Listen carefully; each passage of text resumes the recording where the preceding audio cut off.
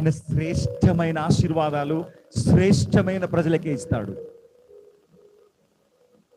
ఆయన ఆశీర్వాదాలు మొయ్యగలిగిన శ్రేష్టతను మనం సంపాదించుకోవాలి.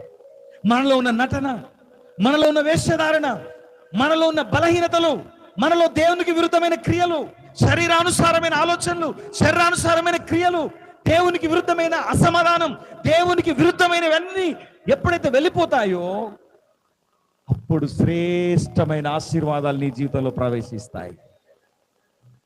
అందుకనే దేవుడే చేశాడంట ప్రజలను. నువ్వు అనుకుంటావు, ఎందుకు ప్రజలు నాకు ఈ విధంగా శత్రువులు అయిపోతున్నారు?